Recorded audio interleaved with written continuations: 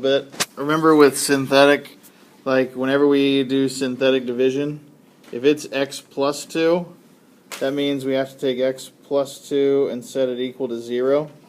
So then the number that we're actually going to use is going to be negative 2.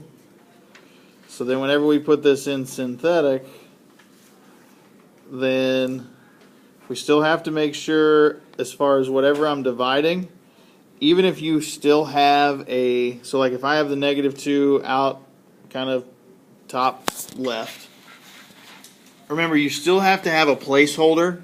So like in this case we're starting at x to the third. So if we're starting at x to the third, then we have to have an x to the second, we have to have an x, and then we have to have a constant. So like it's 5x to the third, so the 5 is going to go here.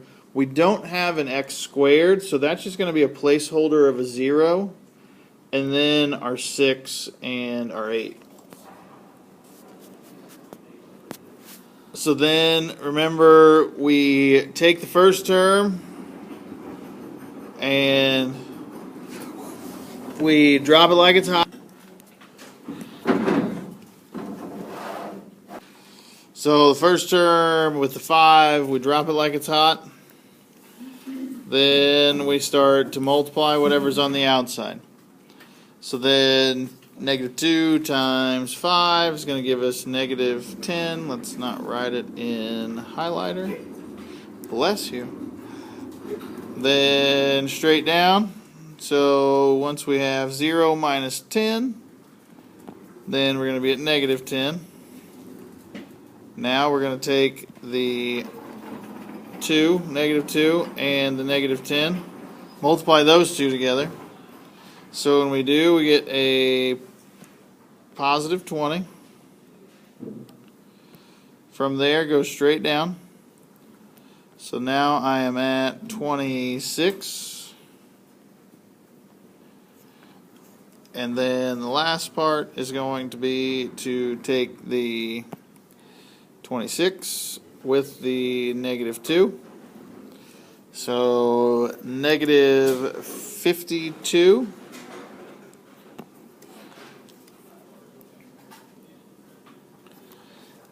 And then straight down from there, so negative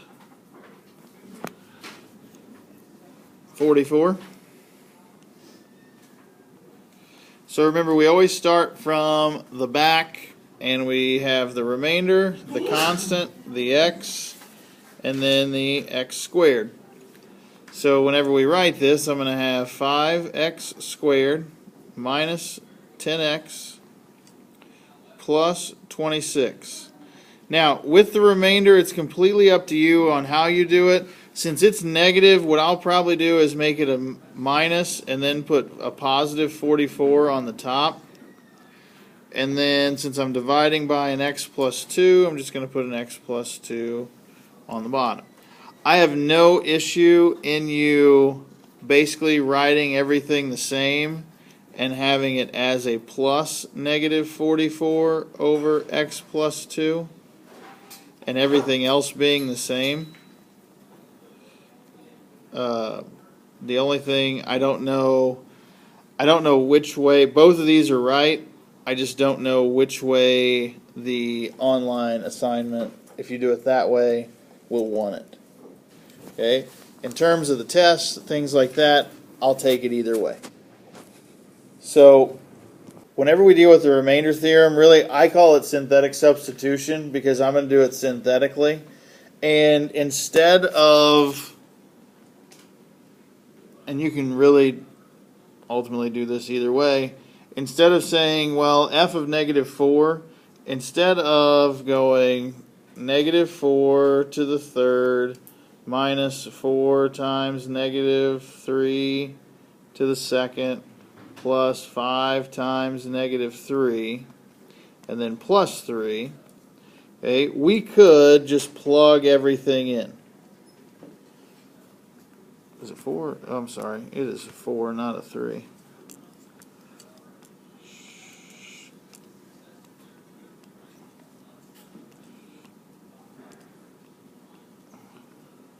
So I can plug -4 in and just basically plug and chug and do it that way. There's also a way, if you are good at synthetic division, synthetic substitution, same thing. I'll do everything the same way, and we will, so the x to the third is a 1, so I'll have a 1. I'll have a -4.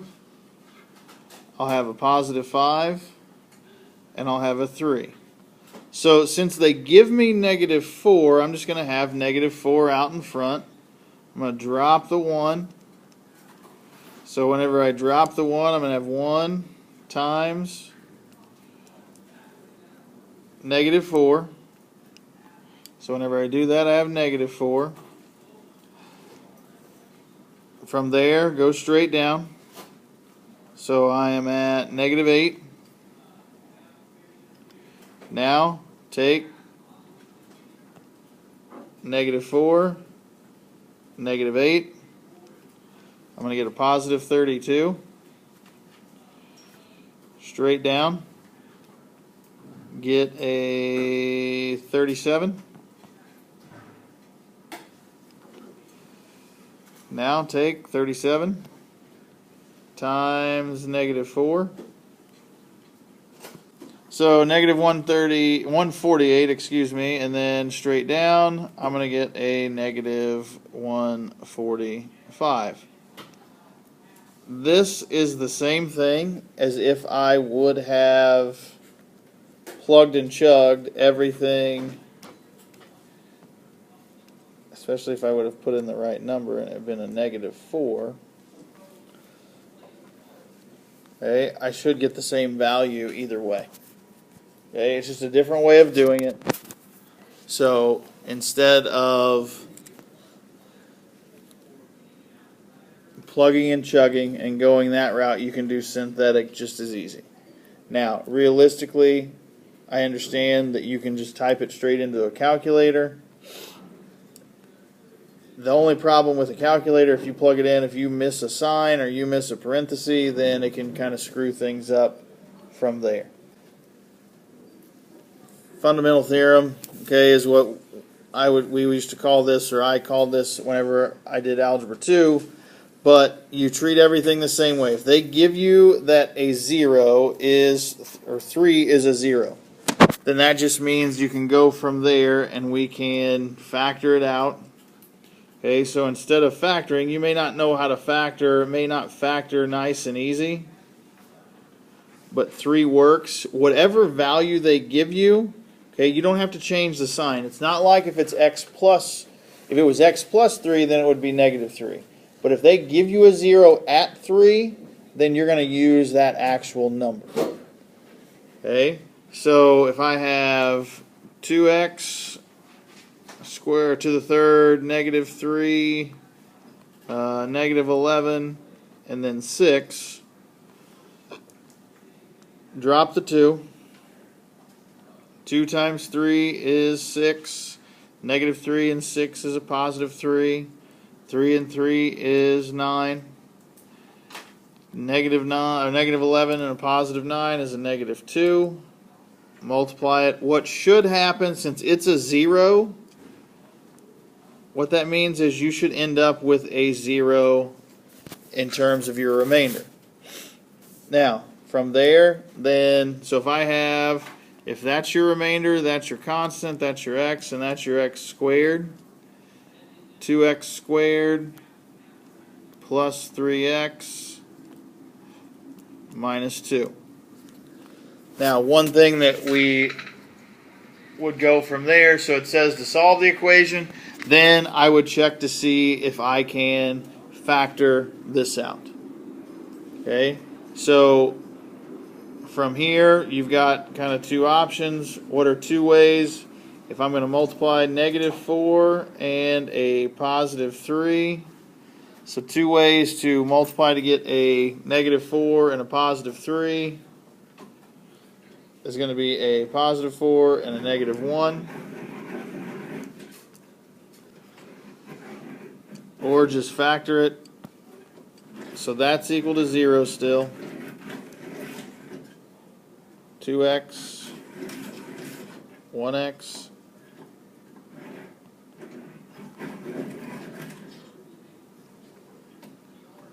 2 and negative 1.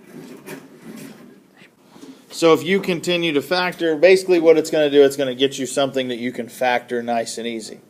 All right? If you have 2x to the third minus 3x squared minus 11x plus 6, you're not going to be able to group that, okay, or factor it by grouping, because the only thing you can take out of there is going to be an x squared, and so it's not nice and neat as far as doing it by grouping. So we use the factor theorem to say, okay, here's one of your zeros. It's like we're going to give you one of your answers. So we give you one of your answers, and then basically what that's going to do is it's going to make it to where you're going to get a binomial or a trinomial that is going to be nice and easy to factor. So if I have, so when I get it down to the 2x squared plus 3x minus 2, then I can factor that a lot easier. Okay, so then if I have my two values or my two other values and I set each of those equal to 0, then all of my factors are going to be the 3 that they gave me and then a negative 2 that I solved here and then a positive 1/2 that I got with the third one, okay, or the first one, however you want to look at it.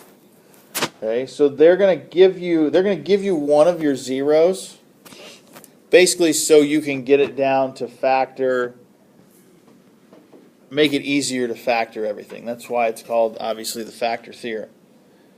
Okay, so you use the value that they give you so you can find the other 2, 3, whatever values that you have. If it talks about one being like a double root, then you can use that one twice. Okay, so like on 9, we couldn't, if it said to factor this, okay, we couldn't factor 15 to the third, 15x to the third plus 14x squared minus 3x minus 2. Okay, so what they've got to do is they've got to tell you basically what you did in Algebra 2 was you plugged it in the calculator, you looked at the graph, and you said, okay, here's one of my zeros. Okay, here's what you should have done, or that's what we at least did in my class. So from there, once we do that, then we're just going to take everything, and I'm going to use the 15, I'm going to use the 14, the negative 3, and the negative 2. Again, if you're missing a placeholder, if you're missing a value, make sure you have a 0 there in that placeholder. So it tells you that one of the zeros is at negative 1. So I'm going to drop the 15. Negative 1 times 15 is going to be a negative 15. Straight down is going to give me a negative 1. Negative 1 and negative 1 is going to be a positive 1. Straight down from there is going to be a negative 2. Multiply negative 2 and negative 1 is going to give me a positive 2, and then so I get my 0, which is what I want to happen. Okay, this is a good thing here. So now it just becomes, can I factor 15x squared minus 1x minus 2? Okay, and then I need to find my other two factors. Okay, there's going to be 3 factors or 3 solutions. It's my job now to basically take this and factor. Okay, so 2 numbers that multiply together to give me 15. If you have to do it kind of the x method and go with 15 and negative 2 and get negative 30. And then have a negative 1. So 2 numbers that multiply together to give me a negative 30 that combine to give me a negative 1.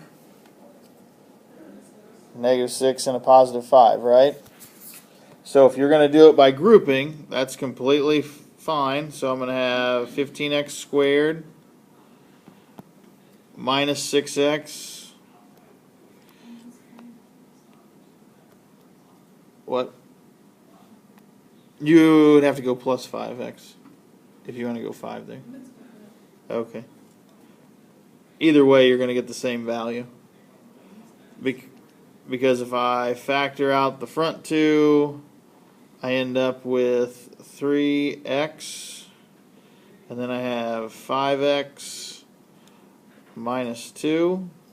So then I have to have a 5x minus 2 equal to 0. That has to be a plus 1. So then my other two factors are 5x minus 2 and 3x plus 1. Set each of those equal to 0.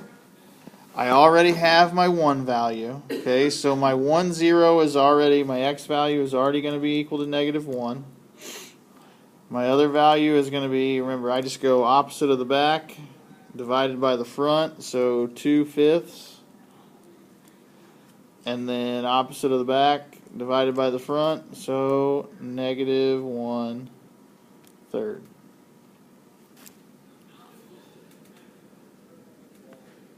If we would actually graph this, they actually give us one value. Okay, they give us the value that we have right here of the negative 1.